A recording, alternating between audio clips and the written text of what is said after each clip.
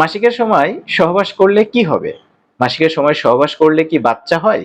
এই অতি গুরুত্বপূর্ণ বিষয়টি নিয়ে আজকের ভিডিওতে বিস্তারিতভাবে আলোচনা করব। আশা করছি আপনি ভিডিওটি না টেনে শেষ পর্যন্ত মনোযোগ সহকারে দেখবেন। আর ভিডিওর প্রথম থেকে শেষ পর্যন্ত আমি ডাক্তার মোহাম্মদ ইব্রাহিম খলিল আপনাদের সাথে আছি। আপনি আমার চ্যানেলে নতুন দর্শক হয়ে থাকলে এবং এখনো আমার চ্যানেলটি সাবস্ক্রাইব করে না থাকলে অবশ্যই চ্যানেলটি সাবস্ক্রাইব করে নেবেন।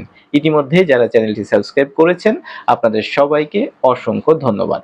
দর্শক, মাসিকের সময় সহবাস করলে কি হবে এই বিষয়টি জানার আগে আপনাকে এটা জানতে হবে মূলত একজন নারীর শরীরে মাসিকের সময় কি পরিবর্তন ঘটে থাকে যার কারণে তার মাসিক শুরু হয়।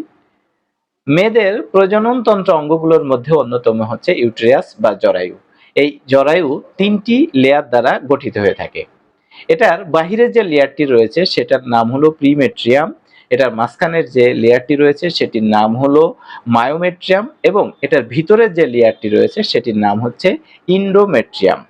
স্বাভাবিক অবস্থায় ইন্ডোমেট্রিয়াম 6 থেকে 8 মিলিমিটার পর্যন্ত পুরু হয়ে থাকে। মাসিকের জন্য একজন নারীর শরীরে হরমোন গুরুত্বপূর্ণ ভূমিকা পালন করে থাকে। মাসিকের দুদিন আগ থেকে একজন নারীর শরীরে ইস্ট্রোজেন এবং প্রোজেস্টেরন নামক হরমোনের মাত্রা কমে যায়। ফলে ইন্ডোমেট্রিয়াম প্রায় 70% পর্যন্ত পাতলা হয়ে যেতে থাকে। অন্যদিকে প্লাস্টাগ্ল্যান্ডালিন নামক এক ধরনের রস নির্গত হয়, ফলে ইন্ডোমেট্রিয়ামের রক্তনালিকাগুলো সংকুচিত হয়ে যায়। রক্তনালিকাগুলো সংকুচিত হওয়ার কারণে ইন্ডোমেট্রিয়ামের কোষগুলো পচে যায় এবং রক্তনালিকাগুলো ছিঁড়ে রক্তক্ষরণ হতে থাকে, যেটাকে আমরা মাসিক বলে থাকি। এখন প্রশ্ন হলো, মাসিকের সময় সহবাস করলে কি হবে? যেহেতু মাসিকের সময় ইন্ডোমেট্রিয়ামের কোষগুলো পচে যায় এবং রক্তনালিকাগুলো ছিঁড়ে যায়, তাই এ সময় একজন নারীর জরায়ুতে ইনফেকশনের সম্ভাবনা সব থেকে বেশি থাকে। এ সময় সহবাস করলে স্বামী স্ত্রী সেক্সুয়াল ট্রান্সমিটেড ডিজিজ বা যৌনবাহিত রোগ কিংবা বিভিন্ন সংক্রামক রোগে আক্রান্ত হওয়ার সম্ভাবনা সব থেকে বেশি থাকে।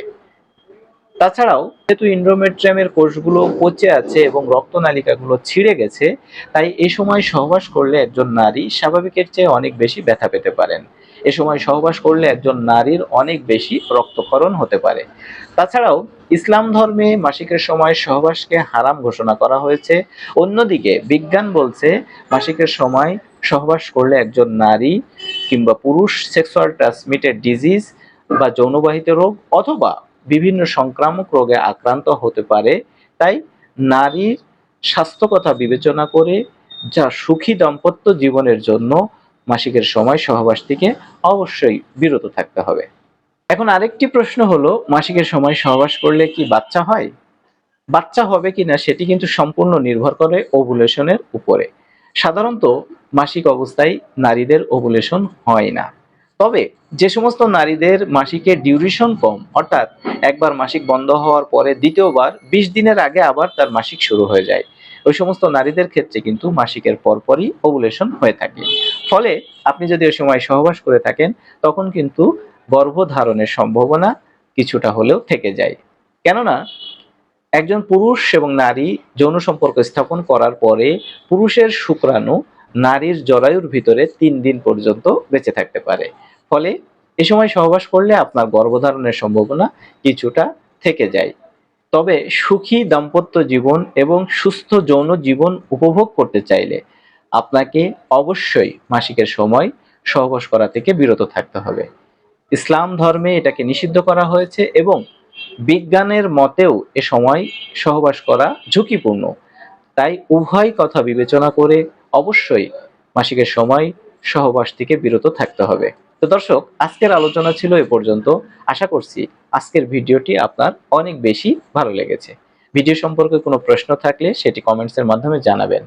আপনার যৌন সংক্রান্ত কোনো প্রশ্ন কিংবা চিকিৎসার প্রয়োজন হলে আপনি আমাকে ফোন করে বিস্তারিত সমস্যার কথা আলোচনা করবেন। আমি আপনার সমস্যাগুলো সঠিকভাবে অ্যানালাইসিস করে অরিজিনাল ঔষধের মাধ্যমে চিকিৎসা দিয়ে সহায়তা করব। আপনি আমার চ্যানেলটি সাবস্ক্রাইব করে নিয়মিত যৌন সংক্রান্ত আপডেট পেতে অবশ্যই আমার সঙ্গে থাকবেন।